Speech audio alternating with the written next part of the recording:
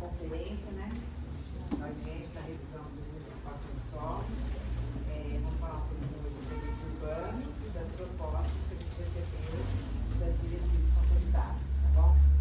Espero que todos façam um bom proveito, participem bastante da nossa audiência.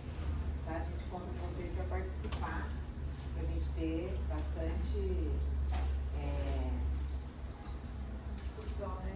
Documentos, documentários, para a gente poder ir para frente com a nossa audiência. Lília vai falar, então, sobre a nossa audiência. Obrigada. Perfeito, obrigado, secretária. Bom dia a todos. Para quem não me conhece, sou o William, estou acompanhado da Bia. Nós somos arquitetos urbanistas, somos da empresa GeoBrasília, a consultoria técnica contratada para apoiar a Prefeitura nesse processo de revisão da legislação de uso e ocupação do solo e do perímetro urbano. E hoje a gente vai dar continuidade a uma discussão que a gente já vem tendo aqui sobre essa atualização dessa legislação. Então, essa é a nossa quinta audiência pública, já passamos pelas etapas de planejamento, pelas etapas de propostas preliminares, né? Então, diagnóstico técnico, hoje estamos nas propostas preliminares, então a ideia é dar continuidade a esse processo, esse diálogo que a gente está tendo aqui em Lorena para afinar, deixar as coisas mais coesas dentro dessa legislação e corresponder às demandas que o município possui. Então, para hoje a gente vai ter uma abertura, uma apresentação dessas propostas, né? A gente abre espaço para que vocês possam se manifestar, possam contribuir, e a gente dá uma resposta para os posicionamentos e faz o encerramento da audiência. Então, a ideia é que hoje a gente primeiro discute essa apresentação, depois dessa apresentação vai haver um momento de fala, não se preocupem. A gente pede, quando tiver esse momento de fala, para respeitar o tempo dos presentes. Então, se o meu colega do lado ele falar uma opinião divergente da minha, respeite a fala do outro, né? E, se possível, colocar o celular no modo silencioso para ajudar a gente a ter uma objetividade melhor no decorrer da audiência. As contribuições, como eu expliquei, elas podem ser feitas no final da audiência, então vocês podem tanto se inscrever para falar, ou vocês podem fazer apenas uma contribuição escrita, que tem esse canhotinho aqui. Quem quiser contribuir para falar, para escrever, é só procurar a Bia, que ela está com os papeizinhos ali para auxiliar vocês, tá bem? Então, só explicando um pouquinho, o nosso objetivo aqui na GeoBrasília em Lorena é fazer essa elaboração dessa lei de parcelamento, ocupação e uso do solo, que hoje está colocado pela Lei 1963 de 92, e também revisar a Lei do Perímetro Urbano, que é de 2014. GeoBrasília foi contratada através de um processo licitatório, né? Então, o edital foi em 2024, nosso contrato foi firmado em 2025. É um processo que está sendo feito em etapas, como eu expliquei, já tivemos a etapa de planejamento, a etapa de leitura técnica do território, que estudamos o município. Agora estamos na etapa de idealização das propostas, né, que a gente fez uma primeira audiência para apresentar as propostas preliminares, a gente faz uma outra agora para apresentar como é que isso está se consolidando. Na etapa 4, continuaremos tendo mais 2 audiências para mostrar como é que está sendo esse desenvolvimento. Então, a cada encontro as propostas vão se alterando, vão se afinando, para que a gente tenha lá no final um produto que corresponda à necessidade do município. Então, o que eu vou trazer agora é muito parecido com o que foi apresentado na última audiência pública, mas eu vou focar mais naquilo que mudou, que foi atualizado, e também nas solicitações novas que chegaram para esse processo de revisão, né, e como é que isso está sendo colocado. Então, o relatório propositivo ele é dividido em 4 seções principais, mas eu vou abordar principalmente as propostas na reunião de hoje. Então, caso vocês queiram ver as diretrizes que orientaram as propostas que está colocado no relatório, mas eu acabo não apresentando elas hoje aqui para deixar uma audiência mais produtiva. No que tange ao perímetro urbano, a gente destaca que tiveram algumas alterações frente à nossa última audiência pública. Então, os aspectos considerados para a elaboração desse perímetro urbano, mais uma vez, a incorporação das áreas lindeiras ao perímetro urbano existente que permitem essa ocupação urbana.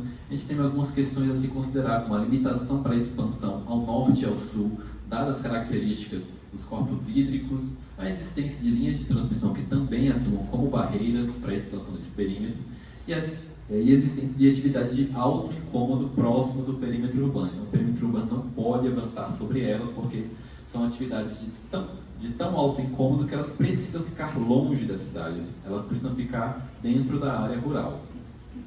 Então, só explicando como é que a gente tem essa configuração atual, ali à esquerda a gente tem um perímetro urbano de 47 km² e a proposta é crescer esse perímetro urbano para 52 km². Então, a adição principal que a gente está observando aqui é na porção norte desse perímetro, que a gente observa ali lá no bairro Angelina, uma expansão que visa principalmente abarcar uma área que tem um alto potencial industrial, ok? Então, a proposta preliminar, como eu expliquei, é expandir levemente esse perímetro urbano na porção norte e considerar como os principais limitantes desse perímetro urbano, principalmente na porção sul, as linhas de energia elétrica, a existência de corpos hídricos aqui, né? A gente considera também uma expansão do perímetro de 500 metros a partir desse eixo da rodovia. Temos a Flona também, a Floresta Nacional de Lorena, que ela atua como uma barreira para a expansão urbana nesse sentido, né? E aqui na porção norte nós temos, aqui em cima mais uma vez, linhas de transmissão de energia elétrica, que elas passam aqui, porém a gente tem uma expansão um pouco maior neste sentido, porque é uma área que ela se caracteriza como uma área com vocação para recepcionar usos industriais.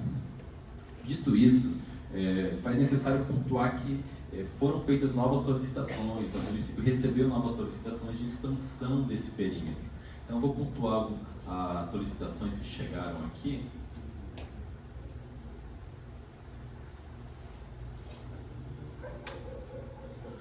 Então, aqui a gente tem esses perímetros marcados aqui em roxo, que foram solicitações que chegaram, né? Então, o produto ainda não foi atualizado para dar resposta a essas solicitações que chegaram, né? Se vocês forem olhar o produto da etapa 3, a gente tem, já tem lá demarcado as solicitações que chegaram, o que foi abarcado, o que não pode ser abarcado, mas agora são novas solicitações que chegaram de expansão desse perímetro urbano, né? E aqui cabe de apresentar e dar espaço para que vocês possam pontuar se faz sentido, se não faz sentido. A gente destaca que temos porções aqui colocadas já distantes do perímetro urbano, né? Então a gente pode ver ao sul, né, 2 perímetros aqui colocados já distantes da área consolidada. Aqui, nessa porção aqui, no sentido a Canas, também temos uma grande área solicitada e 2 perímetros menores aqui colocados.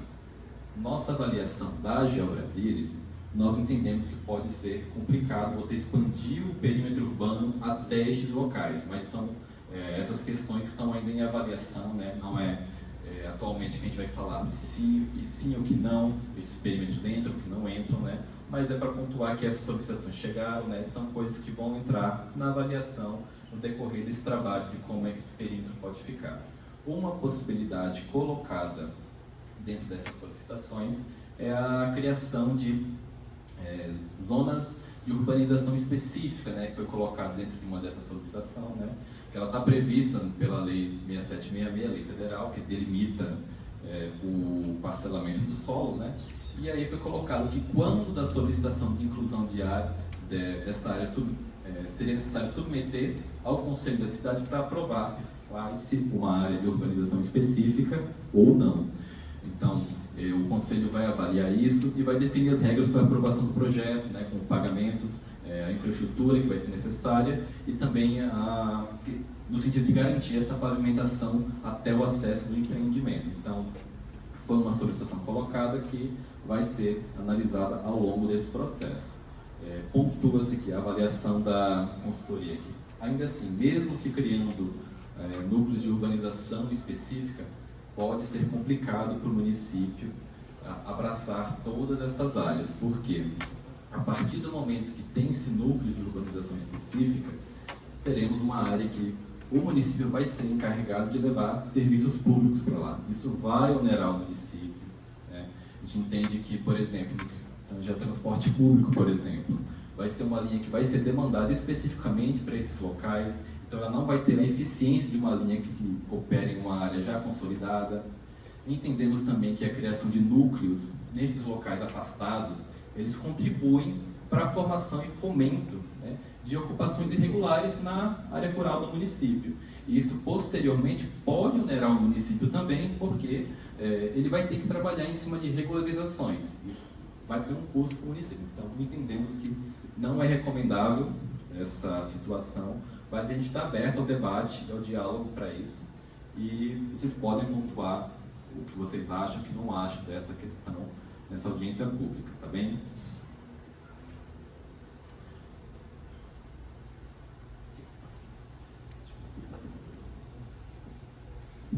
Dito isso, agora a gente entra nas questões de parcelamento, ocupação e uso do solo, que é para explicar como é que se dará essa ocupação dentro do perímetro urbano. Então, no que tange a divisão espacial, a gente começa falando das UTPs. Então, a gente tem atualmente 25 UTPs, que são unidades espaciais de planejamento, ou seja, é uma divisão do território que auxilia o município a planejar a sua cidade. Então, a partir desses perímetros delimitados, são recepcionados os perímetros feitos pelo IBGE, dos setores censitários, isso possibilita que o município tenha dados regionalizados. Então, a ideia é que as UTPs elas passem a contemplar toda a área urbana e não só alguns locais. Então, a ideia é que a gente saia de 25 e cheguemos a 31 UTPs. Então, a proposta preliminar nesse momento é que as UTPs tenham esse desenho.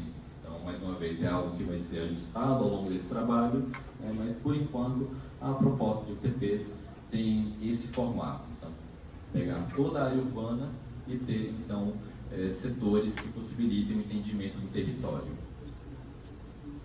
No que tange às zonas de uso e ocupação do solo, elas sim são a ferramenta necessária para se delimitar o que pode e o que não pode ser feito na área urbana. Então, a ideia é que as zonas de uso e ocupação, para cada uma dessas zonas, tenhamos parâmetros de uso, ou seja, quais usos eu posso fazer, e quais são as regras de ocupação, ou seja, qual o lote mínimo, qual que é a área máxima da minha edificação. Então, a ideia é que o município seja dividido em zonas, sejam destacados eixos importantes e para definir quais são as regras. Aqui, acho que o projetor está entregando umas cores um pouquinho complicadas de se entender esse zoneamento, mas vocês podem olhar no site da prefeitura, tem esse material publicado lá, Então, a gente tem essas propostas de criação e divisão das zonas baseadas nos princípios que o plano diretor de Lorena estabeleceu. Então, a definição dos eixos de adensamento, isso é colocado aqui dentro da proposta.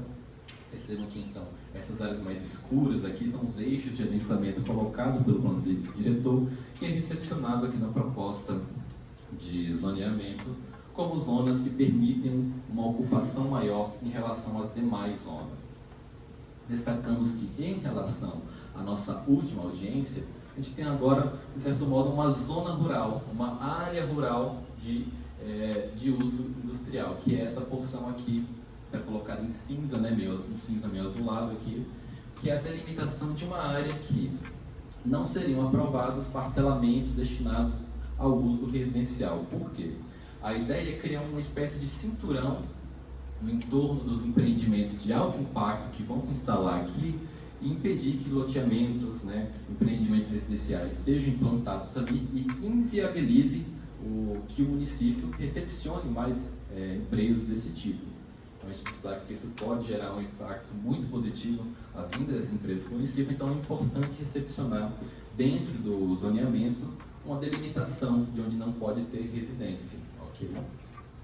Nós destacamos também que, a partir de uma das solicitações colocadas, percebe-se que é colocado um perímetro ali que acaba adentrando dentro dessa área, desse cinturão de uso exclusivamente residencial. Então, a proposta preliminar que está sendo ajustada, sendo analisada, seria, então, diminuir aproximadamente 500 metros a partir desse perímetro aqui, que isso está colocado junto ao linhão existente, e pensar essa zona essa área rural de uso industrial a partir desses 500 metros para baixo desse linhão. Então, algo que está em avaliação, vocês podem avaliar se faz sentido, se não faz, podem pontuar isso para a gente. Então, agora explicando um pouquinho, voltando à questão do zoneamento na área urbana, nós temos como alterações, desde a nossa última audiência pública, a criação de mais uma zona predominantemente residencial. Então, a ideia geral das zonas predominantes residenciais de 1, 2, 3 e 4 é que a gente tenha, de certo modo, uma uma espécie de degradê entre zonas menos adensáveis e mais adensáveis. Então percebam que a zona predominantemente residencial 1 é essa zona mais fraquinha que está colocada em amarelo bem claro aqui. Então perceba que são essas porções aqui onde já tem alguns pontos já existentes, né? A zona predominantemente residencial 2, que é de fato uma nova zona que chega aqui para o município, seria a ideia de abarcar locais que já têm diretrizes emitidas para o parcelamento do solo. Então, atualmente o município ele recebeu diretriz, ele fez diretriz de parcelamento do solo, ou já possuem loteamentos que estão em processo de aprovação nesses locais. Então, a ideia é que tenhamos uma zona para abarcar estes locais que já têm uma previsão de loteamentos a serem implantados. Então, percebam aqui que pega uma porção aqui mais próxima do Paraíba do Sul, nas questões ao norte também, né? E também fica colocada essa zona predominantemente residencial 2 ao sul da rodovia, né? Mas também deixando um distanciamento a partir de um uso incômodo que existe aqui na porção sul, que é a granja, né? Então a ideia é que essa porção aqui fique industrial, mantendo o isolamento de uma ocupação residencial, e se permite essa ocupação residencial em locais mais afastados.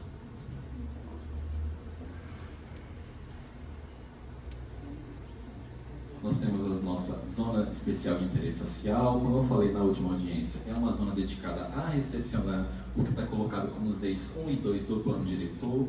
Nessa questão nós não tivemos alteração, mas nós tivemos uma alteração na zona de desenvolvimento econômico. Nós tínhamos estabelecido duas zonas diferentes de desenvolvimento, mas a partir de agora a proposta passa a apresentar apenas uma zona. Então essas duas zonas elas foram mescladas em uma só para dar maior objetividade sobre qual é a zona de desenvolvimento econômico. Então, elas passam a ter parâmetros iguais, né, e passam a ser colocadas dentro localizadas, principalmente nos eixos das rodovias, que são os locais que podem recepcionar os usos industriais, tem essa vocação para isso.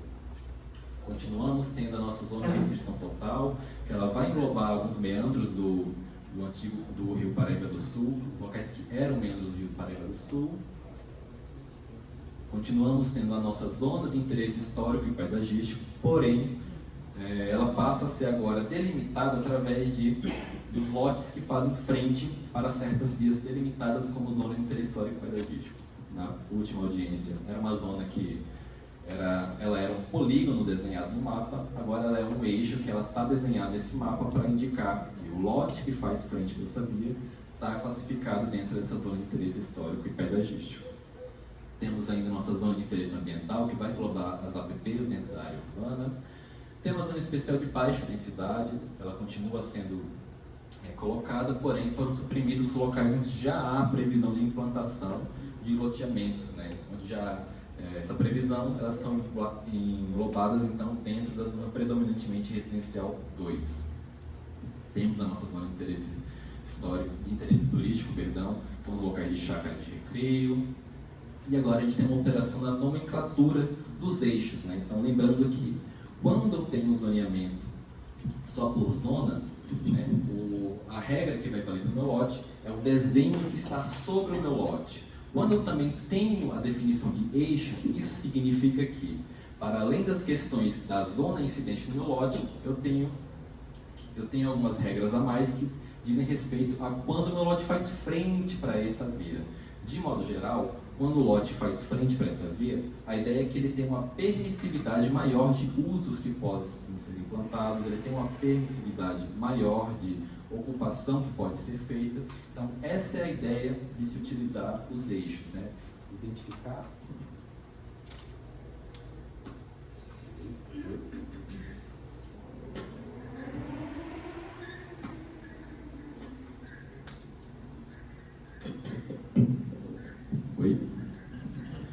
Então, a ideia é identificar os locais onde já existem os eixos viários, que são os locais que têm maior vocação para recepcionar usos de maior porte, né? E sobre esses locais definir que eles podem, sim, de fato, recepcionar atividades e um potencial construtivo maior. Diferentemente da nossa última audiência, a gente tem uma alteração na nomenclatura deles, que eles agora passam a indicar qual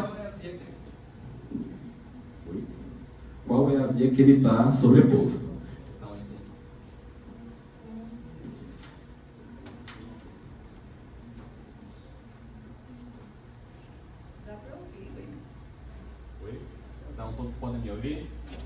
Perfeito. Caso alguém não escute,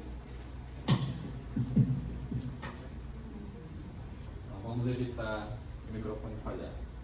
Mas a ideia é que a gente tem uma nomenclatura que faça jus ao que a hierarquia viária que foi delimitada pelo plano diretor. Então, o plano diretor ele estabelece uma hierarquia viária e cabe à lei de uso e ocupação do solo respeitar essa hierarquia. Então, atualmente, a lei vigente ela usa uma hierarquia diferente de vias e a ideia é que, a partir de agora, a lei de uso e ocupação ela passe, então, a indicar as vias do plano diretor. Então, são os eixos colocados: o eixo de via coletora, o eixo de via arterial, o eixo de via coletora vicinal, o eixo de via arterial metropolitana e o eixo indicado pelas rodovias, que é o eixo de via de trânsito rápido, como está colocado no plano diretor. A diferença em relação à nossa última audiência, como eu expliquei, é a criação dessa área rural de uso industrial, que ela vai englobar áreas fora do perímetro urbano, voltadas a recepcionar exclusivamente os usos industriais, logísticos e empresariais de alto impacto do seu entorno e que são incompatíveis com a área urbana. Então, sendo proibido qualquer tipo de parcelamento do solo voltado ao uso residencial. Oi? Então, estava falhando. Não sei se... Deixa eu ver.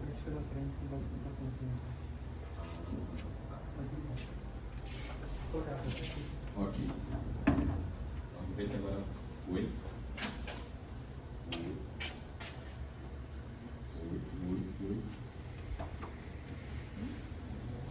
Vai falar. Oi? Oi. Escutam. Oi. Eu acho que talvez seja uma questão. Então, será que agora vai? Oi, som. Bom, vamos tentar dessa vez fazer funcionar com som. Qualquer coisa a gente volta na voz. Então, dito isso, a gente já tem a divisão espacial da área urbana, que é o zoneamento. A partir disso, a gente vai definir quais são os critérios de uso e quais são os critérios de ocupação. Então, a ideia é que, nos parâmetros de uso, nós tenhamos definido os usos residenciais, né? Ou seja, visa recepcionar a habitação, e os usos não residenciais, que eles vão ser classificados quanto à sua compatibilidade em relação ao uso residencial. Ou seja, eu posso ter um uso não residencial compatível, onde são atividades que elas não causam incômodo no ambiente urbano e não se enquadram em situações de incomodidade. Eu posso ter um uso não residencial tolerável, que são atividades que podem gerar algum nível de incômodo no ambiente, porém elas podem ser compatibilizadas com o uso residencial.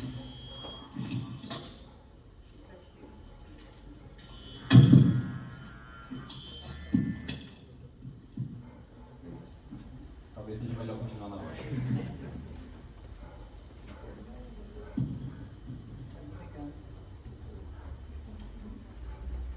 E temos atividades incompatíveis, que são aquelas atividades que têm um nível de incômodo que ele vai gerar, um nível de incômodo que é incompatível ao uso residencial e vão ser restritas para determinadas zonas na área urbana. Então, a partir dessa segmentação de atividades compatíveis, toleráveis, incompatíveis, espera-se que o município ele consiga definir usos não residenciais que podem ficar próximos de áreas residenciais. Então, se eu tenho um bairro que ele é predominantemente residencial, a ideia é que se permita ali apenas uma atividade de baixo impacto, que não vai gerar incômodo à população. E a partir disso, a partir das zonas que são mais densadas, a partir dos eixos viários, você vai se liberando atividades toleráveis e incompatíveis, deixando claro que as incompatíveis segregadas em uma zona ou um eixo específico, tá bem? Existem algumas classificações a mais que a gente pode colocar acerca do que é compatível, tolerável, incômodo, né? A proposta fala, como eu já expliquei, do porte, da poluição sonora, da poluição atmosférica, da possibilidade de geração de tráfego, da vibração e da periculosidade. Acho que não cabe a gente detalhar todas essas questões, mas cabe indicar que a proposta considera todos esses checklists que tem que ser feito quando vai se licenciar um empreendimento, para definir se ele é compatível, tolerável ou incômodo. No que tange a nossa audiência de hoje, vou focar naquilo que é mais palpável, né? Na classificação geral dos usos, né? E no porte dos empreendimentos. No que tange aos usos residenciais, nós estamos falando que o uso R1 corresponde ao uso unifamiliar, que é quando eu tenho uma família habitando em um lote, e o uso multifamiliar é o R2, que ele pode ser tanto horizontal quanto vertical. O horizontal é aquele condomínio de casas, e o vertical é o prédio de apartamentos que a gente conhece. No que tange aos usos não residenciais, nós tivemos alterações na definição desses portes, né? A gente teve uma conversa com um grupo de trabalho para definir qual que é o porte mais adequado para definir isso em Lorena. Então, no que tange a comércio e serviço, nós tivemos uma classificação que o comércio compatível é aquele de até 300 metros quadrados, um comércio tolerável ele vai de 300 a 750 metros quadrados, e um comércio incompatível superior a 750 metros quadrados. Essa seria a definição para comércio e para serviço na área urbana de Lorena. No que tange a indústria, a gente também teve essa alteração, foi colocado compatível até 300 metros, tolerável entre 300 e 750, e incompatível superior a 750. Vou fazer um ajuste ali, mas é superior a 750.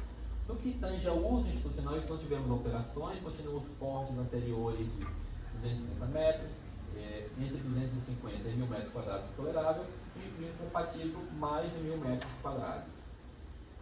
No que tange às vagas de estacionamento, tivemos alguns ajustes na proposta, então ele passa o uso residencial unifamiliar, ele não tem obrigatoriedade de vaga, o uso residencial multifamiliar, ele tem que ter uma vaga para cada unidade habitacional, com exceção da kitnet ou loft, quando ele se localizar em via arterial, que ele passa a não ter essa obrigatoriedade.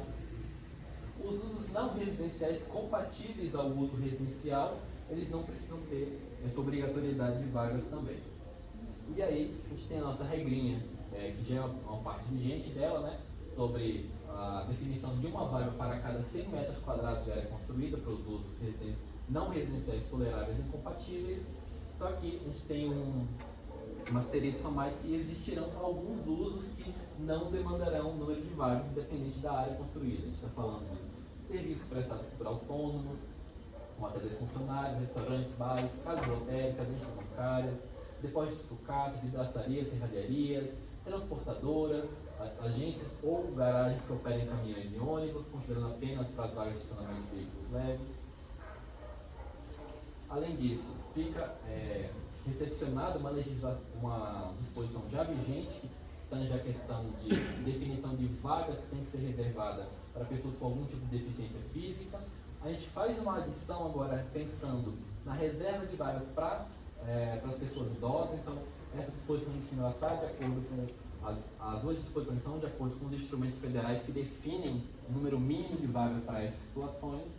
E a proposta também coloca uma faixa de acumulação para os empreendimentos, ou seja, se eu tenho um empreendimento de uma escola ou qualquer outro uso que seja que eu preciso que o meu cliente ele adentre o meu estabelecimento, né, de carros, a ideia é que se defina uma metragem mínima para que não se tenha grandes filas de estacionamento ao longo da via pública, e essa faixa de acumulação de veículos para adentrar o empreendimento fique dentro do lote.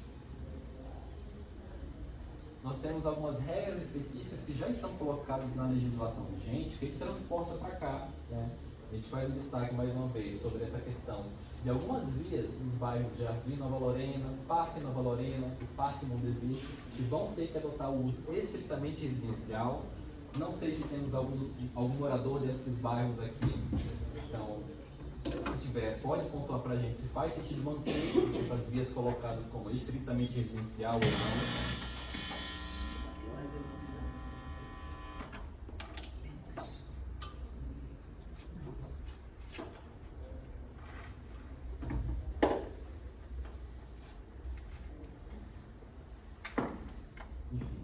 Então, caso tenhamos moradores desses bairros, pontuem para a gente. Faz sentido essas vias que estão colocadas continuarem estritamente residenciais ou não?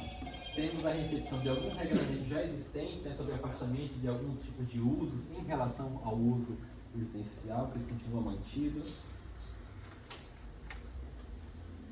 Porém, a gente tem uma definição nova, uma regra nova que a gente está colocando, que, em caráter de exceção, alguns lotes localizados entre trechos específicos da Avenida Tagino Vilela Nunes, Coronel Carlos Guedes, Maria Teixeira Lote, Antônio José de Almeida e a Rua Sebastião Ribeiro Guimarães, eles podem ter um uso compatível e tolerável, ficando permitido, independentemente da zona que ele se situe, porque são locais em que a Prefeitura possui lotes voltados à promoção do desenvolvimento econômico. Tem que trocar o nome, tá errado. É Marechal Marechal Teixeira Teixeira Lopes. Lopes, não é Maria. Ah, perfeito. Fiz essa operação. Então, Tem Oi?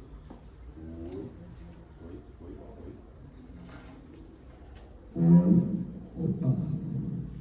Todos me escutam? Então vamos tentar agora com o microfone.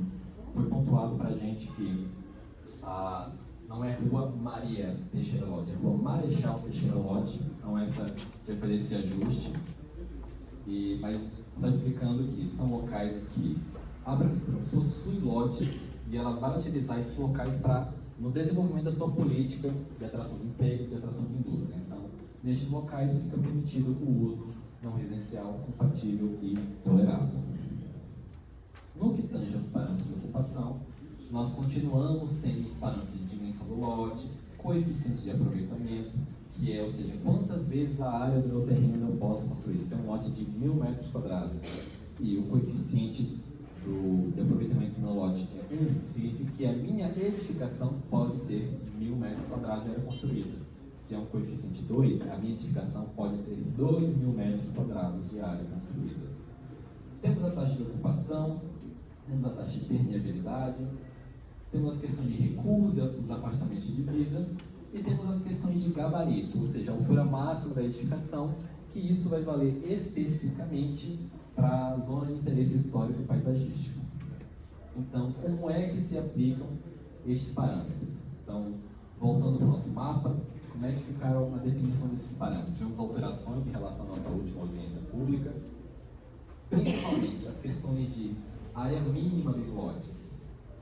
Para CPR 1, 2, 3 e 4, o lote mínimo ele passa a ser 125 metros quadrados. Essa é a principal alteração existente dentro da proposta colocada.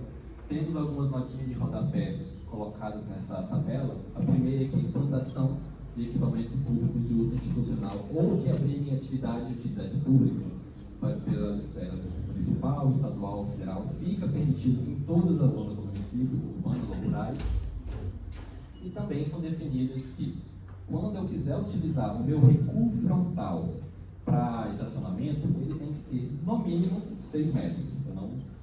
Para que não ocorra um caso em que eu tenho um recuo com menos de 6 metros, estaciono meu carro lá e parte do carro fique sobre a calçada, atrapalhando a circulação das pessoas. Também ficam definidas regras específicas para escalonamento da edificação conforme a altura, com os afastamentos. No que tange a zona especial de interesse social, ela passa a ter 125 metros quadrados de lote mínimo. Na zona especial de desenvolvimento econômico, o lote mínimo ele sobe para 1.000 metros quadrados, ou seja, é uma zona voltada a recepcionar os usos não residenciais de alto impacto. Mais uma vez, ficam colocadas regras específicas para escalonamento das edificações. Nós temos agora uma alteração da zona especial de baixa densidade. Antes tinha um lote mínimo de 5.000, ele passa a ser agora de 500 metros quadrados. Nas RT, a gente deixa destacado também que esses parâmetros aqui só valem no entorno imediato da estação de tratamento de esgotos, ou seja, isso significa que isso aqui só vai valer quando eu tiver um empreendimento de apoio a essa estação de tratamento, porque já está muito próximo ali, então a ideia é não travar essa porção do município no que tange às atividades da estação de tratamento de esgotos. No que tange a zona de interesse histórico paisagístico, como eu expliquei, é uma zona que vai incidir sobre algumas vias na área central, e quando essa zona incidir sobre o meu lote, ou seja, quando o meu lote fizer frente para essa zona de interesse histórico paisagístico, a altura máxima da edificação vai ser voltada, vai ser no máximo 4 pavimentos, porque é uma medida adequada para assegurar uma ambiência paisagística da área central do município. Então, a gente relembra, a área central do município tem vários bens tombados, bens de importância cultural, bens de importância religiosa. Isso tem um impacto na atração turística dos municípios. Então, é importante preservar essa área com uma ambiência que faça jus à altura dos bens tombados que ali existem, ok? A gente destaca também, quando uma ZIA, que é a Zona de Interesse Ambiental, for traçada sobre um local e essa área já estivesse descaracterizada, é só solicitar também o desenquadramento desse local como ZIA, né, e utilizar os parâmetros para zonas existentes. Então, a definição de uma zona de interesse ambiental ela não vai impactar na cidade consolidada. E, por fim, a gente traz as questões dos eixos colocados. Então, o eixo de via coletora, eixo de via arterial, eixo de via coletora vicinal e os eixos de via arterial metropolitana e das vias de trânsito rápido. A ideia é que, quando eu não tenho um parâmetro definido desses eixos, utiliza-se o padrão, o parâmetro da zona. Porém, quando eu tenho a incidência desse eixo, eu tenho mais usos que podem ser feitos no lote e eu tenho um coeficiente de aproveitamento maior. Então, eu posso construir mais no meu lote. Então, o coeficiente básico ele já passa a ser maior do que a zona incidente e o coeficiente máximo também. Então, a ideia aqui é preservar para os locais que podem recepcionar os usos de alto impacto esse maior adensamento. Destacamos também que foi colocada uma solicitação dentro das contribuições que chegaram, né, para a Prefeitura de integrar o prédio, que é o Programa de Regularização de Edificações, dentro dessa proposta, e fazendo com que a comprovação da existência dessa edificação seja de pelo menos um ano para poder se regularizar posteriormente. Okay? Então, depois de um ano de realizada essa edificação, a partir desse momento passaria a ser permitida a entrada nesse programa de regularização.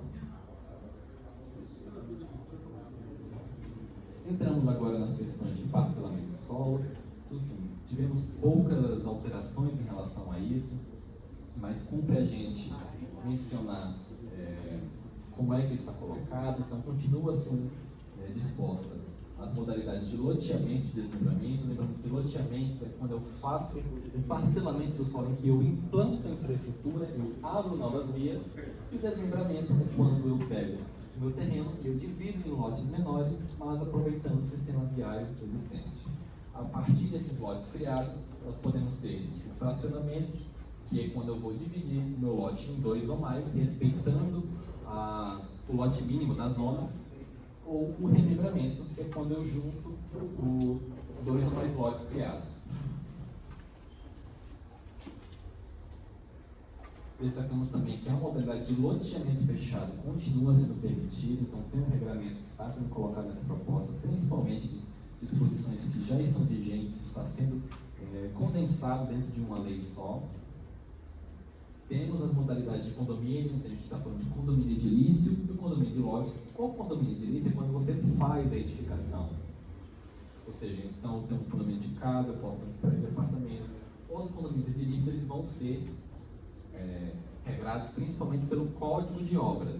No que tange à modalidade de condomínio de lotes, isso sim entra dentro das questões do parcelamento do solo, que é uma legislação que, apesar de não ser o condomínio de lotes, não ser uma modalidade de parcelamento, né, isso está mais coeso de adentrar a lei de parcelamento. Então, o condomínio de lotes é quando eu tenho um condomínio em que não se faz as edificações, eu tenho apenas a definição de uma área para cada um dos condôminos, e os condôminos são donos da propriedade como um todo. Então, as ruas internas são de propriedade interna dos condôminos, tá bem? Chegamos agora às questões de áreas mínimas, ou seja, de áreas públicas mínimas, quando eu faço um parcelamento do solo, eu tenho que doar áreas públicas do município. Então, se eu estou fazendo um loteamento, por exemplo, eu tenho que assegurar que, para os lotes que eu criei, para essa população que eu estou abençando naquele local, existam áreas públicas que a prefeitura pode implantar um equipamento, uma creche, uma escola, um posto de saúde. Então, a ideia é que a gente tenha a área institucional, que significa que é uma área destinada à implantação desses equipamentos públicos comunitários, que tem que corresponder a no mínimo 3% da área total do empreendimento.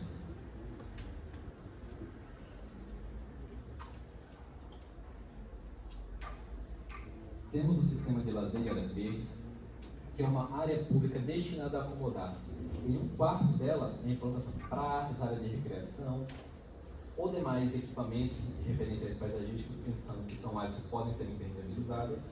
E em 3/4 desse sistema de lazer são locais com predomínio de vegetação arbórea destinada à melhoria ambiental, melhoria paisagística, sendo permitidas as bacias de retenção. Essa porcentagem aqui, ela é de 20% da área total do empreendimento, e a proposta é que, quando incidir uma zona especial de baixa densidade, esse percentual passe a ser 40% da área do empreendimento, ou seja, já que se vai permitir a ocupação destes locais de baixa densidade, isso gere mais áreas públicas para o município. Temos a área patrimonial, que é uma área destinada à implantação de edificações de uso industrial, logístico, paisagístico, que é uma área que pode ser doada para projetos de interesse público, permutada ou vendida conforme o critério do poder público. Essa área só vai ser doada quando for loteamento ou condomínio industrial, logístico, empresarial. Então, esse tipo de empreendimento ele não precisa doar a área institucional, mas ele doa lotes que o município pode utilizar para sua política de desenvolvimento econômico. E, por fim, como última área pública a ser doada, tem o sistema viário, que ele vai ser dimensionado de acordo com o gabarito de via.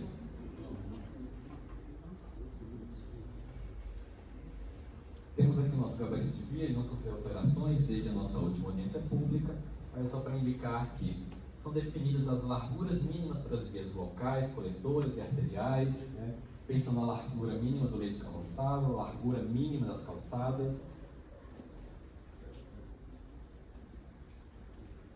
Acerca dos requisitos de infraestrutura, a legislação vigente ela já faz uma listagem de tudo que o empreendedor tem que fazer para implantar o seu empreendimento, porém a gente faz uma adição a mais que essa infraestrutura de drenagem, no caso, ela adote questões relacionadas às soluções baseadas na natureza, integrando ao projeto paisagístico e urbanístico a infraestrutura para retenção, detenção e filtração e tratamento preliminar das águas pluviais. Isso é uma questão que não mudou, não continua colocado aqui. Os sistemas de drenagem devem ser projetados para, no período de seca, funcionar como áreas de lazer, a priorização de micro-reservatórios e dispositivos de infiltração distribuídos ao longo do parcelamento, utilização de pavimentos permeáveis ou semipermeáveis e de elementos de drenagem como biovalente, jardim de chuva, para compor o paisagismo dos empreendimentos. Dito isso, a gente volta a falar dos instrumentos da política urbana. Essa questão não sofreu alterações desde a nossa última audiência pública, mas cumpre aqui mencionar como é que eles funcionam e destacar um pouco da importância deles.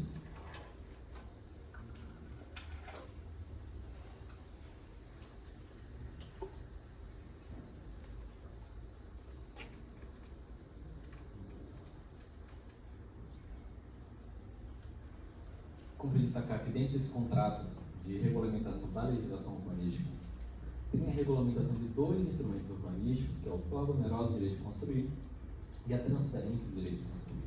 Então, eu volto a explicar o que são esses instrumentos, para vocês terem uma noção de como é que eles funcionam, qual é o objetivo deles. Então, a ideia é que, dentro do coeficiente de aproveitamento, aquela tabela que eu passei lá atrás, existe um coeficiente de aproveitamento básico e um coeficiente de aproveitamento máximo. A ideia é que, a partir de um certo coeficiente, seja necessário pagar para construir esse a mais no terreno. A proposta ela já trata que os empreendimentos que vão utilizar os coeficientes de 1,5, 2, a depender da zona, eles não precisam utilizar esse instrumento. A gente está falando aqui de empreendimentos que vão vão realmente adensar tais locais. E a ideia é que, a partir do momento que eu tenha um adensamento em um local, seja criada uma espécie de retorno para a prefeitura para que ela possa fazer uma requalificação urbana em luz desse adensamento. Então, por exemplo, temos esse bairro aqui. Vamos supor que todas as casas, galpões aqui sejam derrubados, sejam feitos só prédios de apartamentos, todos com 10 andares, 12 andares. A partir dessa situação, Isso vai gerar um adensamento que vai gerar uma demanda maior por equipamentos. Então a gente vai ter uma demanda maior por creche, escola, posto de saúde. Isso vai gerar uma maior utilização das infraestruturas existentes. Então tem mais carros passando aqui, mais gente na calçada. Então o planejamento inicial que existia para manutenção das vias aqui, por exemplo, ele vai ter que ser dobrado, por exemplo, à luz desse adensamento que foi realizado. Então a ideia é que quando queira se adensar alguns locais específicos, que você gere algum retorno, que se pague à prefeitura para realizar esse adensamento.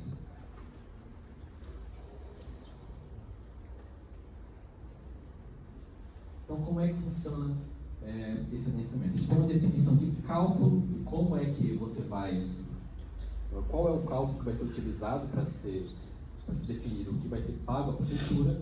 Ele vai considerar a metragem adicional que você quer fazer no seu lote, o valor do metro quadrado e um fator de planejamento que ele visa corrigir as distorções dos demais fatores. Então a ideia é que para cada zona tenhamos então a definição de um fator de planejamento que vai nos indicar se é mais barato ou mais caro adensar uma zona. Como exemplo, trago aqui mais uma vez um lote de 360 metros quadrados que ele está localizado numa ZPR3. Ele já tem uma edificação de 540 metros quadrados. Então ele já utilizou 100% do seu coeficiente de aproveitamento básico. Porém, o coeficiente de aproveitamento máximo permite que ele chegue até 1.080 metros quadrados no lote dele. Ou seja, permite uma adição de mais 540 metros quadrados. Utilizando a fórmula apresentada, pegando um valor preliminar de 3 mil metros quadrados, 3 mil reais para o metro quadrado nessa zona, nós podemos chegar a um cálculo que indica que para se construir 540 metros quadrados a mais de edificação, seria necessário pagar R$ 48.600. Este número, a princípio, ele pode parecer alto. A gente relembra que, frente à metragem criada, isso aqui é um valor facilmente diluível frente a apartamentos, por exemplo. Então esse valor ele é diluível entre as unidades imobiliárias criadas. Esse valor também ele é ínfimo comparado à valorização que esse imóvel vai ter após a adição desses 540 metros quadrados. Esse é um valor ínfimo comparado aos preços de edificação, de construção. Então a ideia é que esse valor ele possa ser utilizado pelo município para gerar algum retorno em infraestrutura naquela região. Então eu posso requalificar uma calçada, uma avenida, por exemplo. Então se essa avenida vai se adensar, eu posso ter um projeto de requalificação de calçadas que, como tem muita gente transitando, eu posso colocar, eu posso fazer uma calçada com todos os critérios de acessibilidade, por exemplo.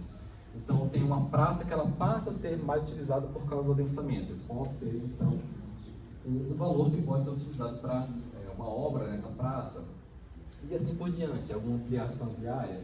Então, essa é a ideia da utilização da outorga onerosa de direito de construir.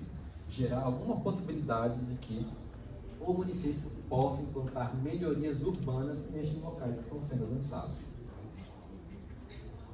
Por fim, temos o instrumento da transferência de direito de construir, que ao invés de você comprar da prefeitura essa permissão para construir a mais, você pode comprar de um terceiro, de um outro município daqui, por exemplo, essa permissão para construir a mais. E por que eu compraria de um outro município?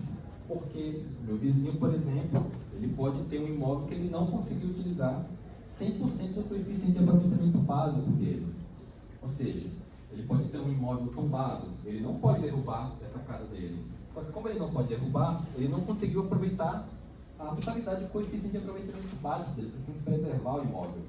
Este a mais, esse potencial construtivo a mais que ele não pôde utilizar, ele pode vender para esse potencial construtivo ser utilizado em outro imóvel. Então, a gente está definindo a proposta nessa regulamentação quais são os imóveis doadores, quando eles forem necessários para fins de melhoramento viário, implantação de equipamentos urbanos e comunitários, preservação de áreas de interesse histórico, ambiental e paisagístico, para programas de regularização fundiária e programas de provisão de habitação de interesse social. E também as áreas receptoras, que são aquelas onde se permite exercer o coeficiente de aproveitamento máximo. Então, deixa eu botar aqui. Então a proposta ela vai definir que, por exemplo, caso eu não possa utilizar 100% do meu coeficiente de aproveitamento básico, porque existem muitas APPs no meu imóvel, por exemplo, eu posso vender esse potencial mais para outro imóvel. E isso pode ser feito apenas uma vez. Porém, quando eu tenho um imóvel que ele é destinado à preservação de um bem cultural, histórico, eu posso fazer essa venda desse potencial construtivo a cada 10 anos, com um incentivo multiplicado por 1,5.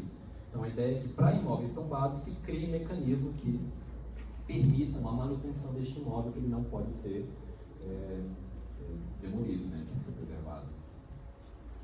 Então o cálculo para definir o quanto de uma área eu posso passar para outra, ele vai levar em conta o valor do metro quadrado do imóvel que cede e o valor do metro quadrado do imóvel que recebe, e realizar um fator de incentivo para equalizar esse cálculo.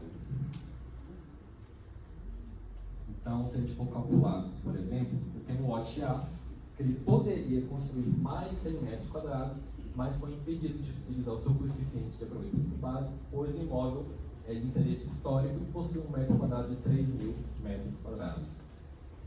O lote B, ele está localizado na ZPR3, com um coeficiente de aproveitamento máximo de 3 e possui um metro quadrado de R$4.000. Pegando esse cálculo, a gente chega à seguinte conclusão, que o potencial construtivo do lote A para o lote B é de 112 metros quadrados de edificação que podem ser feitos a mais no lote B. Ah, mas no meu lote A ele só podia doar, ele não conseguiu utilizar 100 metros quadrados. A gente lembra que a gente está utilizando nessa fórmula do cálculo o valor do lote que doa e o valor do lote que recebe. Então, por isso que se trata um potencial construtivo. Então, é por isso que o potencial não utilizado deste imóvel, ele pode, a depender do caso, transformar num potencial maior em outro. Ok?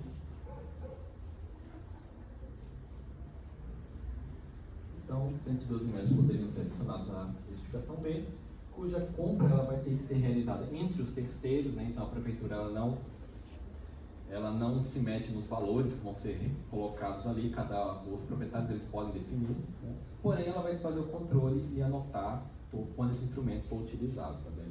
Então nós entendemos que é um instrumento interessante que possibilita que possam ser criadas contrapartidas, caso o meu imóvel existe alguma restrição sobre o meu imóvel. Então, pode ser que ele tenha muita APP, seria interessante criar medidas que possibilitassem que eu não fosse penalizado pela licença de APP ou por existir uma edificação tombada, né? Lembremos também que é um instrumento que pode ser utilizado no caso de implantação de um hospital com um heliponto, por exemplo. A partir da implantação desse heliponto, a gente tem um raio, né, a partir desse heliponto que não se pode adensar. Os proprietários que não conseguiram utilizar seu potencial construtivo por causa desse raio do heliponto, eles podem vender esse potencial a mais também. Então, é interessante a utilização desse instrumento para gerar, para corrigir algumas questões que a gente encontra nos municípios relacionadas à impossibilidade, à restrição criada e não poder construir na totalidade do coeficiente de aproveitamento básico, ok?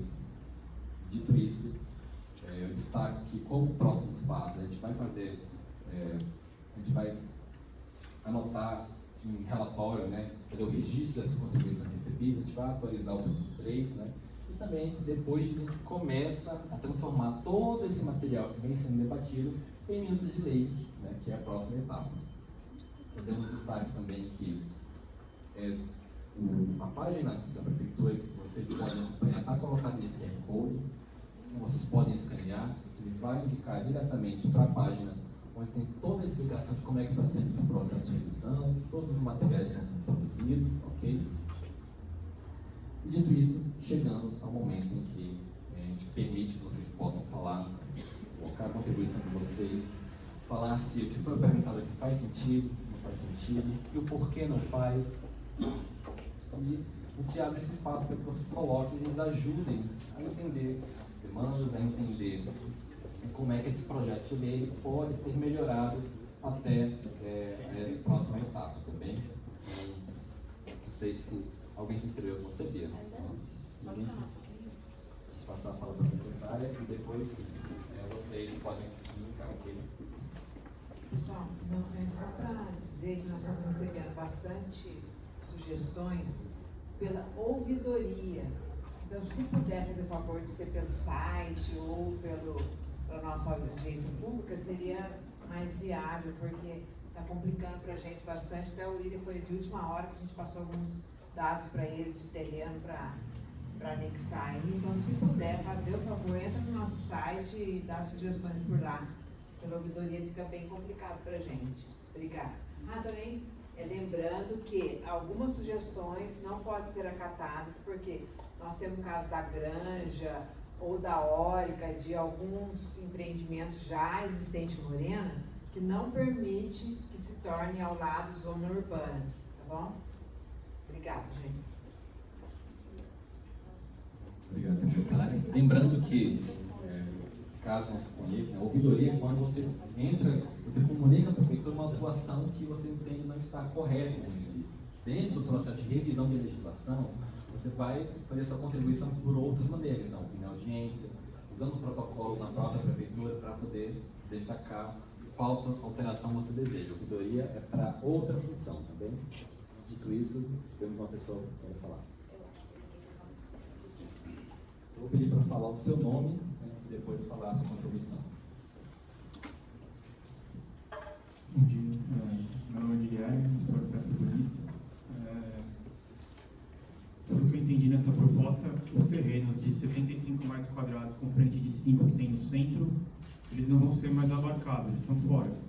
Então eu vou ter que fazer irregular, esperar um ano e entrar com prédio. 75 metros quadrados? É. Veja, o lote mínimo colocado é 125. Mas já está lá, já existe. Frente de 5, o lote mínimo, o lote é 75. Eles estão fora da sua proposta. Sim. A partir do momento em que o lote mínimo ele é definido, você não pode dividir o seu terreno em porções menores. Não é, já está dividido, a matrícula já está feita. Ele continua podendo ser. Existente vai continuar existente. Tudo que é existente é existente. Então, mas como é que eu aprovo isso? Não tem os parâmetros dele, não aprovo. Veja, se o seu lote ele não se enquadra dentro do lote de 25 metros, tudo bem. Você tem que respeitar os outros parâmetros existentes para a zona. Mas se o seu lote ele já é existente, não podemos fazer nada em relação a isso. Não vai mudar. Da mesma maneira que a gente define uma nova dimensão Mas é isso que eu estou área. dizendo, o lote está lá, é existente. Com a regra que você colocou, você não faz nada dentro dele. Você faz. O que já está consolidado, não tem Não aprova o que exatamente? Eu vou ter que dar, sei lá, fazer a garagem, recuo de 5. Já não faço a casa atrás. O recuo de 6, De 6, quer dizer. o recuo de 6 que ele coloca é para comércio que você precisa, se você for colocar o estacionamento na frente, você deixa 6 metros de recuo para que a vaga não incida sobre a calçada. Do contrário, não precisa nem haver recuo se você não tiver janela para frente. Foi o que foi colocado ali. Explica para ele essa questão dos 6 metros só para comércio. E seja de comprimento, né? Não é de largura. Não, 6 de comprimento, só que o terreno tem 15, 6 de comprimento, não sobra nada atrás. Mas então, Se você for fazer comércio. Se for fazer comércio ou se não for unifamiliar. Unifamiliar não precisa de recuo, a gente Tá. está colocando. Mas então eu vou conseguir aprovar? É isso que era a minha dúvida. Mas se essa lei for aprovada, nós estamos todos fazendo uma audiência pública para poder ir essa lei para a Câmara para aprovar. Tá, Então, foi. daí, um unifamiliar não vai precisar de recuo mais, entendeu? É o que a gente está propondo. Segunda pergunta é, o valor venal, em algum momento na lei, vai estar dizendo quando que ele vai ser atualizado, de quanto em quanto tempo? Não, acho que isso tem uma lógica própria aqui na prefeitura, né, de atualização. É outra coisa. Então, É nada de tributação. quando esse valor for atualizado lá, esse valor chega para ser utilizado. Então, mas não tem uma regra que... Não, mas a regra é Então, existente. se ficar 10 anos sem atualizar, vai ficar 10 anos sem atualizar. Tem uma comissão no prefeito imobiliário, que ele se está presente aí. O Roberto pode explicar isso para ele. O Roberto está aqui, ó. Você não é o caso. Não é esse caso agora, mas ela é atualizada automático. E aí a terceira questão é, vocês estão prevendo as cotas de alagamento na cidade? Porque eu vi a área de exposição do lado do rio Paraíba. verdade, o perímetro urbano, o Paraíba está dentro do perímetro urbano, né, O hoje. município, Ele é ele fez, consolidado. sim, o município ele fez algumas obras de drenagem para resolver questões de alagamentos que ali existiam, né? Então, conforme o pessoal da Defesa Civil, essa questão de alagamento foi solucionada ali naquela região em todo. Porém, a gente destaca que dentro dessa zona especial de baixa densidade proposta, ela tem uma doação de áreas públicas maior, uma doação de, ou seja, quando eu dou áreas públicas em dobro do que tange ao sistema de áreas verdes, então a própria definição de mais áreas verdes atua no aumento da permeabilidade do local também. Então, deixando claro também que tem um lote mínimo maior comparado às demais zonas, então ela não é uma zona que ela não vai se anexar da mesma maneira que as demais zonas urbanas, ok?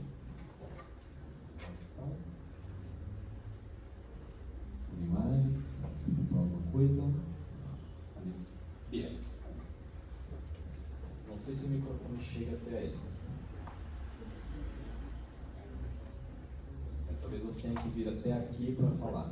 Oi? Talvez você tenha que vir até aqui para falar, que eu acho que o microfone não chega até aí. Chega. Meu nome é Júlio Deltio, eu só queria complementar a pergunta do colega aqui. Com relação a essa questão que ele coloca de taxa, de uma cota para a área abaixo da cidade. Não, doutor Rosa, não. A área de aterro. Quando você pega aquela parte próxima ao CSU, aquele lado de ali, ele é muito baixo. Aquela área, ela tendencialmente, ela vai alagar. Se eu aterro aquela cota, se eu subo ela 1 metro para evitar o alagamento, eu vou condensar a água do lado da Vila Brito. A pergunta é, vai ser estabelecida uma cota de aterro? Como acontecia na CETESB há muitos anos atrás, na aprovação de um projeto, eles diziam aterrar na cota tal. Como acontece no plano diretor de algumas outras cidades, tipo Piracicaba, aquela região, eles definem a cota de aterro, a cota para você implantar um novo loteamento. Essa é uma pergunta, porque é meio complicado você permitir o adensamento de determinadas áreas em Lorena por conta de que elas vão ser alagadas. Mais cedo ou mais tarde, tendo ou não áreas permeáveis na cidade com grande quantidade, o rio sobe. Para você ter uma ideia, nós temos pontos na cidade onde, durante uma chuva muito forte, a tampa do bueiro ela sobe com a água, ela retorna pela rede de drenagem. A segunda pergunta são 2 pontos que estamos inventando em Lorena, e eu peço desculpas por não ter chego na hora certa, eu não vi que ia acontecer hoje, mas eu precisava, não sei se ela deveria constar ou não no Código de Obras, na Lei de Uso dos Solos, mas é um problema que afeta a Lorena, que na verdade são 2. Tem alguns bairros em Lorena aprovados na década de 50, 60, que elas não trazem em suas esquinas a obrigatoriedade de 9 metros, isso nas matrículas. Não tem essa obrigatoriedade. Porém, a prefeitura tem tido problemas com relação à aprovação de algumas coisas, entre outros desmembramentos, pois os terrenos em matrícula não apresentam raio de 9 metros, você lê a matrícula e ela é bem clara nas dimensões, porém o processo fica parado porque depende do cartório, procurar, pesquisar e tal. Essa é a primeira pergunta. A segunda, em alguns lugares, como aconteceu no passado, eu não sei como está hoje, com relação a alguns bairros, tipo o Parque Mondesir, que existia uma medida restritiva na década de 70. Essa medida restritiva estabelece algumas obrigatoriedades, como recuo, um afastamento maior, a não permissão de construção de edículas e outras coisas, muros com 80 centímetros de altura. Porém, isso também gerou problemas na cidade, porque este decreto de 73, ele se sobrepôs à Constituição Federal, Lei dos Solos, Código de Obras, Plano Diretor, Estatuto da Cidade. Eu gostaria, se possível, se desse falasse algo sobre isso, para que a gente possa entender melhor essa questão, para a gente poder pleitear ou não alguma coisa. Hoje eu acho que qualquer regularização no Parque Mondesir, eu dependo de aprovação já prévia. tem uma lei só específica do Parque Mondesir já faz 1 ano. Não, eu sei que tem a lei, Rosana, mas o problema é que, como eu conversei com o Felipe, a exigência de determinadas coisas gera processo que fica andando dentro da prefeitura. O Mondesir ele já atende a lei de uso do solo, a lei atual de uso do solo. Então, Os só aprovar no parâmetros prédio, já então. são iguais.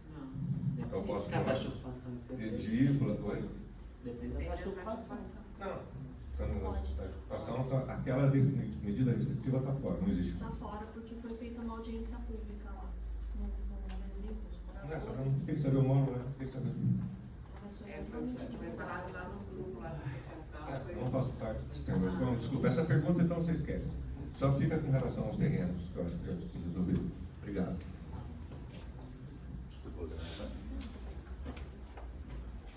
Perfeito, obrigado pelas questões colocadas.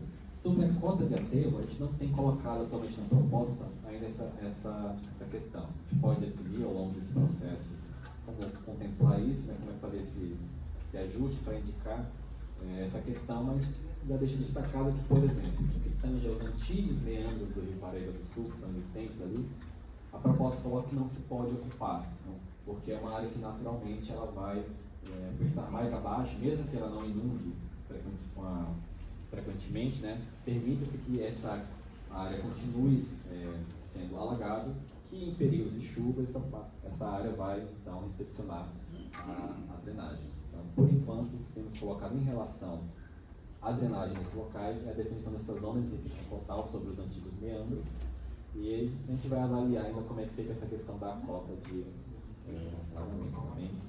Você colocou sobre bairros aprovados que o lote de esquina não tem um raio de 9 metros, né? A proposta atualmente está colocando para os novos loteamentos a obrigatoriedade de você ter um respeito nesses lotes de esquina de um raio mínimo, tanto para via arterial, coletora, via local, está colocado dentro da proposta o dimensionamento viário desses raios que têm que ser seguidos. Mas ainda não foi colocado especificamente sobre os lotes existentes que enfrentam esse problema. A gente pode debater depois com o grupo de trabalho como é que essa questão ela pode ficar ajustada para diminuir esses impasses existentes hoje, tá bem? Então, assim, de modo geral, é isso. Só para eu queria complementar. Só queria complementar. Quando eu coloco esta fala com relação à área permeável, porque um dos pontos, especificamente, ele é muito valorizado porque ele fica quase próximo ao centro da cidade. Existe especulação, já teve de aprovação de um loteamento. Entendeu? A pergunta é essa. A área em questão, pela lei dos solos, ela é colocada como área de interesse ambiental, ou seja, não se pode construir ali. Tá certo? Porém, existe a possibilidade de, em plano diretor, a apresentação da lei dos solos, uma apresentação de uma solução técnica para isso possa acontecer. Exemplo, construção de um rio, de um piscinão, ou qualquer coisa técnica na lateral para que aconteça essa drenagem, para que possa ser erguido o terreno ali, ou fazer o loteamento. Mais uma vez, Lorena é uma cidade complicada da gente, você já deve ter percebido, de você desenvolvê-la com vias e uma série de outras coisas. A gente está trancadinho, certo? Então, os poucos espaços centrais que você tem esse problema de drenagem, né? De acúmulo de água, porque ali, inclusive, existem estações elevatórias ou bombas que transpassam a água para o outro lado. A pergunta é essa: existe a possibilidade, em colocação, vou aprovar um loteamento aqui, papapá, de você construir uma alternativa para essa drenagem da água que desce do outro lado? A pergunta seria essa. Vou pontuar, o plano diretor ele não trava totalmente a utilização dessas áreas. Por isso que na proposta da lei de ocupação, ela entrou como uma zona ocupável. Porém, a gente vai analisar como é que trata essas questões diferenciadas desse local. E como eu expliquei, atualmente, fomos até um certo ponto no quesito de drenagem, né? Pensando principalmente na impossibilidade de ocupação de algumas áreas, pensando nos dispositivos de drenagem que têm que ser implantados, mas a gente pode debater depois e afinar essa questão futuramente. Então, acho que talvez na próxima audiência pública já tenhamos alguma coisa encaminhada, proposta sobre essa questão. Tá bem? Obrigado. William, é só uma questão que foi falada na audiência pública, dos 3% de área institucional. Ali parece que fica engessado em 3%. Eu sugiro que aquele seja um índice mínimo, porque uma vez que você tem uma área muito maior, a gente acaba perdendo condição de institucionalização ou de área para uso público, porque ficou engessado em 3%. Então, é a questão de escrita, né, da condição. E, de novo, eu reforço a questão dos estacionamentos. Eu sei que é um pedido, mas acho que a gente precisa estudar essa questão de loft, em via arterial. A gente tem muitos estudantes que vêm de fora e mesmo morando numa kitnet, porque é mais prático, ele vai vir com o carro dele, e aí como é que a gente resolve? Então, eu acho que a gente precisa pensar que sim, temos que favorecer a questão construtiva, mas não podemos fechar os olhos nessa questão de que essa pessoa vai ocupar uma vaga pública de estacionamento com grande durabilidade, assim, com grande tempo de permanência, tirando da possibilidade pública essa rodízio de uso, entendeu? No que tange as áreas institucionais, a proposta ela fala em áreas mínimas mesmo, mas a gente sabe que quando a gente está fazendo desenho de empreendimento, geralmente as áreas públicas elas são feitas para atender realmente o mínimo. Se a gente quiser colocar, então, doações maiores, a gente poderia fazer um ajuste na porcentagem a ser doado. 4%, 5%, não sei. É uma questão que a gente pode conversar ainda dentro do nosso do grupo de trabalho, né? Colocar um mínimo 3% não, já resolve. Mas o mínimo já está estabelecido. Se ele conseguir fazer mais, se ele quiser fazer uma boa ação no município, lá, mais áreas, né? Seria muito legal. Mas por enquanto. A palavra mínimo já vai resolver. Mas o mínimo já está colocado lá. E acerca do vaga de estacionamento, enfim, temos ainda próxima etapa ainda para ajustar isso. E aí vocês da equipe podem ir pontuando para a gente como é que vocês estão enxergando essas questões. Se vale a pena tirar algumas vagas, colocar isso, ou colocar uma porcentagem, se não vai atender um mínimo de habitações por kitnet, então 50% talvez, é uma questão que vocês podem ir pontuando para a gente que a consultoria vai fazendo os ajustes nas propostas, tá bem? Tudo isso, alguém mais quer se manifestar? Eu tinha mais uma dúvida que eu não sei onde está, que eu não achei. Área computável, ela vai ser tratada no uso do solo ou no código de obras? Do área computável da edificação, a gente tem a área computável da edificação, a gente tem alguns asteriscos lá falando o que não é computável. Então, existem algumas coisas que não vão computar na área, agora não estou lembrando de cabeça, mas eu acho que a gente está colocando, acho que beirais, sacadas, se não me engano, já está colocado. Eu acho que áreas de equipamentos, né, por exemplo, acho que caixa d'água, área de fosso de elevador, por exemplo, está computada. Mas a circulação vertical e horizontal também. Isso. Vocês vão travar a cidade, todo mundo está tirando isso. Dentro do código de obras. Enfim, temos algumas questões colocadas dentro da lei de ocupação, e outras questões colocadas dentro do código de obras. Não sei como é que está revisando o código, né? Mas também, quando tiver audiência, pode até entrar com um protocolo, para poder conseguir estar lá na prefeitura também. Eu tenho uma dúvida aqui. Em relação a essas áreas institucionais de 3%, teve um projeto, ou tem uma lei, salvo engano, de que foi exigido uma área de 3% para um condomínio de ilícito, um condomínio de apartamentos. E a minha preocupação é em relação a condomínio de lotes. Se vai existir essa área de 3% de condomínio de lotes ou não. E por que a gente precisa ter essa preocupação? Porque, diferentemente do loteamento, quando você faz o registro do loteamento, as áreas já passam a ser públicas desde do registro. No condomínio de lotes, que a gente tem uma mescla de loteamento com incorporação imobiliária do condomínio de ilícito, a gente precisa definir essa regra. Teve uma cidade vizinha aqui, que outro dia teve um empreendimento aprovado e registrado, e tem uma destinação de uma área institucional dentro de um condomínio de lotes. A prefeitura vai ficar condômina. Então, isso eu queria deixar claro para não ter problema depois na hora da aprovação, porque a tendência é que a gente tenha muito mais aprovação de condomínio de lotes que loteamentos. Então, e acho que tem uma lei aqui, acho que foi perto no Lari, acho que teve um empreendimento ali há um tempo atrás que foi exigido uma área mínima, acho que foi uma área de 50 metros para a prefeitura, ou seja, a prefeitura não consegue aproveitar nada, o empreendedor acaba perdendo alguma coisa e a gente não tem aproveitamento para ninguém, entendeu? Então eu queria ver como é que vai ficar essa situação, se há alguma previsão e se vai ficar excluído, por exemplo, o condomínio de lotes nessa situação. Qual é o seu nome? Jefferson. Jefferson. A proposta está abraçando, está colocado na legislação vigente hoje sobre condomínio de lotes. Então, se o condomínio de lotes ele vai se localizar sobre uma área que ela nunca foi loteada, porque o condomínio ele vai se encontrar sobre um lote, então nesse caso ele tem a obrigatoriedade de doar uma área pública. Caso ele se localize em uma área já loteada, aí ele não tem obrigatoriedade do área pública. Essa é a divisão. Se o terreno que ele se insere ele já foi parte do parcelamento do solo ou não, tá bem? E é isso. Temos mais alguém que vai falar? Aqui. Eu gostaria de ver um slide na largura da calçada.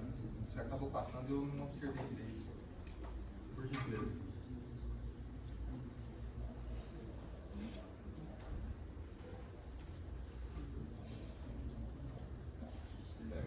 Lembrando que esse material já está disponibilizado no site da prefeitura. Então, na calçada a gente está colocando uma largura variável a depender do tipo de via. A via local, por ser uma via mais estreita, melhor dizendo, vamos começar pela coletora, que foi a via base que a gente começou a discutir larguras. Né? A gente recepcionou um dimensionamento que foi colocado pela Secretaria de Transporte, Mobilidade e Transporte Público, que considerava um mínimo da calçada 2,70, considerando como uma faixa livre obrigatória para a circulação de 1,5 m, uma faixa de acesso às edificações, ou seja, de 35 centímetros, que é uma área que o lote mineiro pode utilizar para colocar alguma placa, por exemplo, e uma faixa de serviço de 85 centímetros, que é onde vai ficar poste, lixeira, plantio de árvores. Então, esse é o padrão base colocado na proposta para a via coletora. A partir disso, a gente fez uma proposta, né, de que a via local, por exemplo, ela não tem obrigatoriedade de ter a faixa livre de acesso, mas tem obrigatoriedade de ter a faixa de acesso às edificações, mas tem obrigatoriedade de ter a faixa livre de 1,5 m, a faixa de serviço de 25 centímetros, que vai dar uma largura de 2,35. Por outro lado, a via arterial, como é uma via que ela vai receber usos mais densos, né, vai ter uma utilização maior da calçada, a proposta é de aumentar essa faixa livre de 2,50 para 1,80. Então, a calçada na via arterial ela passa a ter 3 metros. Então, um dimensionamento conforme o nível de utilização da hierarquia viária. Okay? Então, não sofremos alterações em relação à última audiência desse material. Então, no que tange as larguras de via, de calçada, isso já está colocado no relatório que está disponibilizado no site. Tá bem? Eu pergunto, qual é o seu nome? Samuel.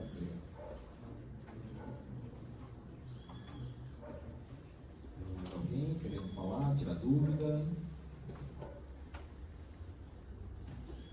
Eu vou insistir nessa questão dos 3%, porque a gente tem algumas características também importantes aqui. Às vezes a pessoa tem terreno e tem uma entrada, uma testada de 15 metros, 20 metros, e fazendo um empreendimento, como de lotes, por exemplo, ele não tem como fornecer uma área institucional que tenha acesso à via pública. Tem muitos assim. Eu queria sugestionar que nesses casos de impossibilidade, que pudesse ou uma compensação financeira ou você destinar um outro terreno de valor equivalente para poder facilitar a aprovação do empreendimento. Tá. Mas se ele já é, por exemplo, um lote com frente de 15, significa que ele já passou pelo processo de loteamento. Ele já é um lote menor. Não necessariamente. Ele Ele tem entrada leva... de 15 e aviso. Ah, tá. Ele é uma entrada de 15, mas ele Exato. Tá, então ele não passou. É. Tá, então a gente pode... No É uma Guarulhos, boa a sugestão. gente deixa previsto que se passar de 2 km, aí tem que pagar o dobro.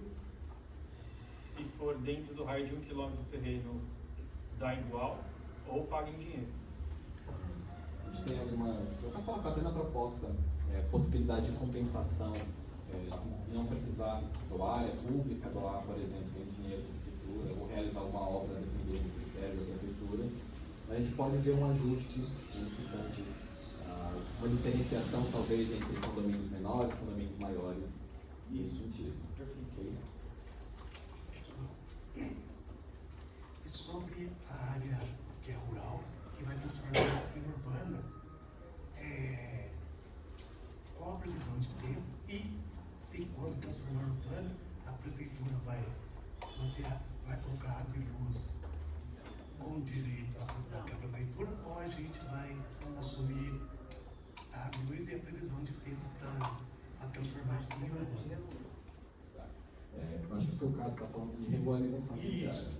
Então, a gente deixa claro que as áreas que estão se tornando urbanas agora, né, com essa nova proposta de perímetro urbano, elas não estão abarcando os locais de regularização fundiária. São poucos ali de REURB que estão dentro da proposta. Então, por enquanto, essas áreas continuam sendo rurais e dentro do processo de regularização fundiária desses locais, a depender se é uma regularização de caráter social ou de caráter específico, vai ter que ser realizada em infraestrutura ou pelos proprietários ou pelas prefeituras se for de caráter social. Muito provavelmente, eu acho que a gente está falando de específico, né? Então, a gente estaria falando que os proprietários têm que se organizar para regularizar isso, implantando essa infraestrutura. Então a gente já está. O senhor tem algum específico? É bairro Patinga. Aquele Não, de o Campos bairro Moreira. já entraram pedindo REURB, né? Já. Agora nós estamos aguardando a população do local entrar, como que vai ser feita essa infraestrutura. Tá, advogado. A advogado está em Tá em processo. Tá. processo. Tá bom? Obrigado. Ah. Vou perguntar qual é o seu nome? Sérgio. Sérgio. Obrigado, Sérgio. Então, temos alguma dúvida, sugestão colocada? Alguém? Nenhuma? Então, acho que se ninguém mais quiser se manifestar, acho que podemos dar por encerrada a audiência de hoje. Quero agradecer a presença de vocês para discutir o planejamento de Lorena. Agradeço as contribuições que vocês trouxeram sobre como melhorar essa proposta de nova lei de uso de solo, as questões de parcelamento também. Então, tudo isso vai ser registrado dentro do relatório. Então, quando a próxima versão desse relatório a ser disponibilizado no site, já vai ter o registro da audiência de hoje, com as falas que vocês trouxeram, com as sugestões, né? E a partir disso a gente vai ter um campo lá que a gente vai dar uma resposta, né? O que pode ser incluído, como foi incluído, né? Dentro da proposta. Então, eu espero que vocês fiquem aí de olho quando for publicado a próxima versão do relatório. Lembrando que temos um trabalho ainda aqui. Ele vai ter mais 2 audiências públicas, temos uma conversa a ser feita, uma reunião com a Câmara de Vereadores também para ilustrar esse projeto. Então, é um trabalho que tem um andamento, ele vai sendo melhorado a cada etapa. Vocês se contam com a presença de vocês. Então, quem veio hoje, a gente pede que volte, né? Continue esse diálogo com a gente, tá bem?